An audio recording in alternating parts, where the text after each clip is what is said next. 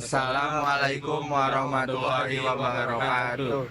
Kami dari UBSI Fatmawati ingin mempresentasikan hasil kerja artikel kami. Sebelumnya perkenalkan, nama saya Muhammad Wildan Salim. Nama saya Jaki Tridestra. Nama saya Muhammad Zikrul Fikri. Nama saya Muhammad Rafi Setiawan. Nama saya Muhammad Rafli Humayini. Demikian, selamat menyaksikan. Kawan-kawan, belakangan ini korupsi telah menjadi masalah bangsa secara internasional dan penyebab korupsi bisa bermacam-macam, tergantung konteksnya. Biasanya media sering mempublikasikan kasus korupsi yang berkaitan dengan kekuasaan dalam pemerintahan. Pada faktanya, korupsi sebenarnya telah terjadi dari hal yang paling sederhana sampai hal-hal yang lebih kompleks. Korupsi merupakan salah satu hambatan terbesar dalam upaya pembangunan nasional. Praktik ini tidak hanya menggerogoti keuangan negara, tapi juga tatanan moral, hukum, dan sosial masyarakat. Korupsi juga dapat diartikan sebagai penyalahgunaan kekuasaan untuk keuntungan pribadi. Bentuk korupsi beragam, mulai dari suap, gratifikasi, menghadapi permasalahan korupsi yang bersifat sistematis dan meluas. Bahkan sektor-sektor yang seharusnya menjadi pilar keadilan pelayanan. Dengan skor hanya 34 dari 100, ini menunjukkan bahwa korupsi masih menjadi persoalan serius yang belum ditangani secara opsional. Maka dari itu diperlukan upaya menyeluruh dan berkelanjutan untuk membangun budaya anti korupsi, terutama melalui pendidikan dan pembinaan karakter sejak dini. Dampak dari korupsi sangat luas, di antaranya menurunnya kualitas pelayanan publik seperti layanan pendidikan, kesehatan, dan infrastruktur menjadi tidak maksimal karena dana disalahgunakan. Masyarakat menjadi tidak peduli terhadap institusi negara dan hukum. Korupsi juga dapat menghambat investasi dan pertumbuhan ekonomi, menciptakan iklim usaha yang tidak sehat dan penuh ketidakpastian. Selanjutnya ada contoh kasus korupsi di Indonesia. Pertama ada skandal korupsi proyek EKTP dari tahun 2011 sampai proyek pengadaan kartu tanda penduduk elektronik atau EKTP merupakan program nasional yang diluncurkan oleh pemerintah Indonesia pada tahun 2011. Tujuannya adalah untuk menciptakan identitas tunggal bagi seluruh warga negara yang terintegrasi secara nasional dan berbeda layanan. Proyek ini dikelola oleh Kementerian sumber dari anggaran pendapatan dan belanja negara.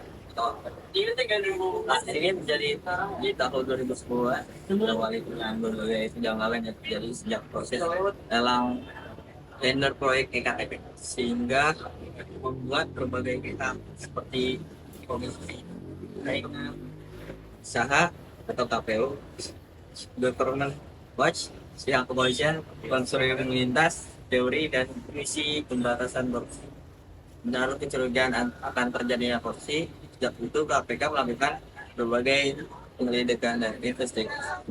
Melalui bukti-bukti yang ditemukan dan keterangan transaksi, KPK menemukan fakta bahwa negara harus menanggung kerugian sebesar 2,311 triliun. Setelah melakukan berbagai penyelidikan sejak 2012, KPK akhirnya menetapkan sejumlah orang yang sebagai tersangka korupsi. Beberapa di antaranya penjabat Kementerian Dalam Negeri dan petinggi Dewan Perwakilan DPR. Mereka adalah Sugiharto, Irman, Adina Rogong, Markus Nari, Anang Sugiana, dan Setia Novanto. Selain itu, KPK juga menetapkan Miriam S. Haryani sebagai pembuat keterangan palsu saat sidang keempat atas nama Sugiharto dan Irman dilaksanakan. Namun dalam pelaksanaannya, proyek EKTP justru menjadi salah satu skandal korupsi terbesar dalam sejarah Indonesia. Proyek ini tidak hanya gagal dalam segala teknis dan administrasi, tetapi juga diselewengkan secara sistematis oleh sejumlah pejabat dan pengusaha. Upaya pemberantasan korupsi pemerintah Indonesia melalui Komisi Pemberantasan Korupsi atau KPK terus melakukan upaya pencegahan dan penindakan korupsi. Beberapa langkah yang dilakukan antara lain penegakan hukum tegas terhadap pelaku korupsi, pelaporan gratifikasi dan transparansi aset pejabat negara, edukasi publik melalui kampanye anti korupsi dan kurikulum pendidikan.